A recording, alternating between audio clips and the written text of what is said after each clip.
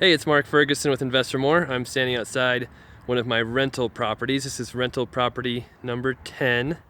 I bought it a couple years ago in the end of 2014. It's now vacant. The reason I'm showing this one is just to give you an idea of some of the possible downfalls of owning a rental property. Before we get started, make sure you check out investformore.com with lots of more information on my rentals, my flips, being a real estate agent. Even though this place got pretty trashed by the tenants, it was still a really good investment. So that's one thing I want to show too is, yes, it sucks. The tenants destroyed this house and brought all kinds of other problems with it we'll talk about, but I'm still going to make a lot of money on it. I'm probably going to sell this house, but I bought it for $99,000. Like I said, end of 2014. When I first bought it, I put about $4,000 of work into it. It was in fairly good shape and rented it for $1,250 a month. So it's basically been rented the last 2 years at $1,250 a month. Property taxes are really low here, like $600 a year. So I made good money on it, put very little cash into it, but as you can see, not in very good shape. I did another video of this right after we completed the minor rehab, so you can go back to my playlist and check out the video. I'll link to it in the description of this video as well so you can see it. But this hardwood was in decent shape. All this is damaged from the tenant. Sticky stuff on the windows. They broke a window in here. I don't know if you can see. I don't know how they broke that window. You can see it's cracked. More damage in here. Holes in the walls. And this property was kind of outside my normal property criteria as well. It's in a small town, Kersey, Colorado. Only a few thousand people. And the reason I bought it was it's so cheap. I knew it was an awesome deal. And also because I thought it'd be perfect for oil field workers, because we're real close to the oil industry out here. And we never did have oil workers in here. They didn't destroy the house. It's just a lady. And but aside from making the money every month on this, the $1,250 in rent coming in, I'm gonna probably sell this house because I don't like this little town very much. And well, the house needs a ton of work. I can probably get almost $200,000 for this house when it's fixed up.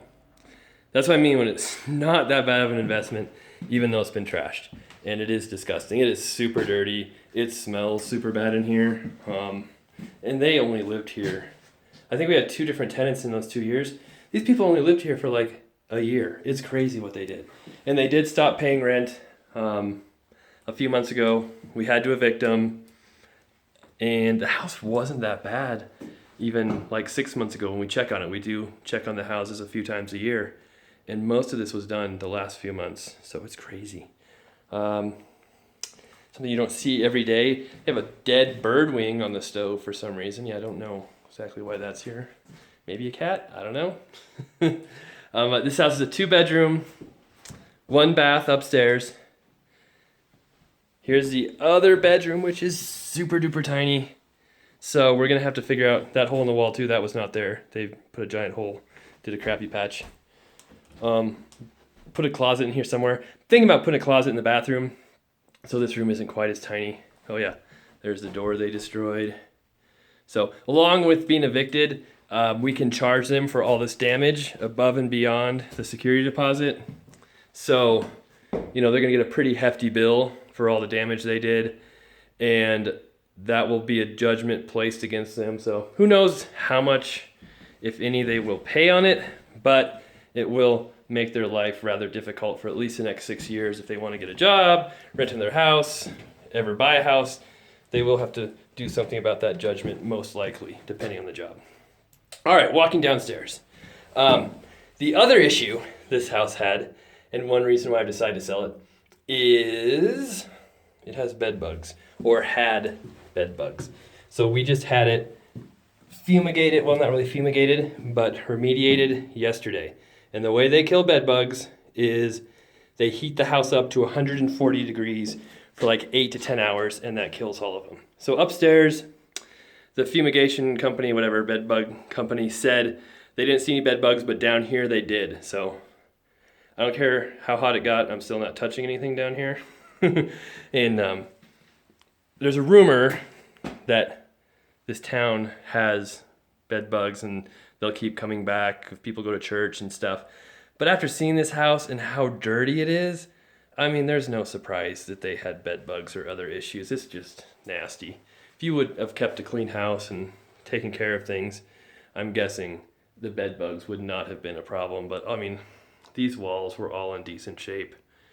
This carpet was pretty much new. It wasn't like super nice carpet, but all out here was carpet that they just ripped up. I don't know why.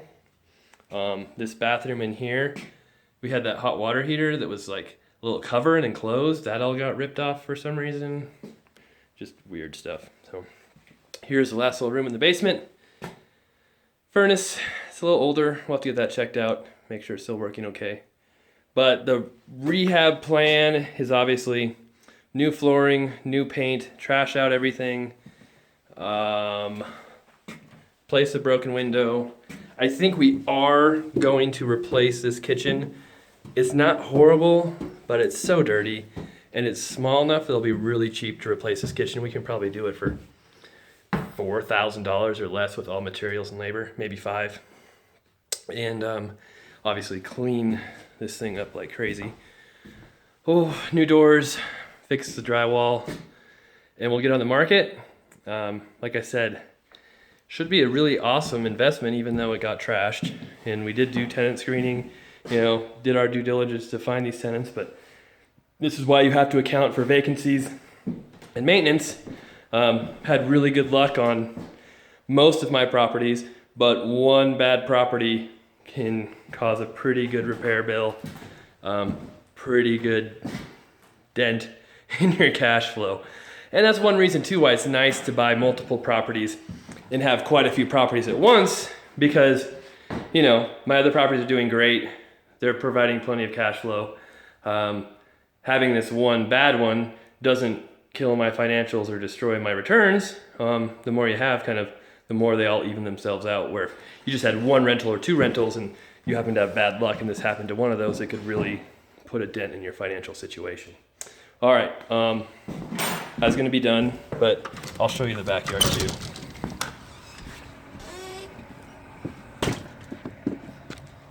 Left all this stuff. Again, I'm not touching any of it.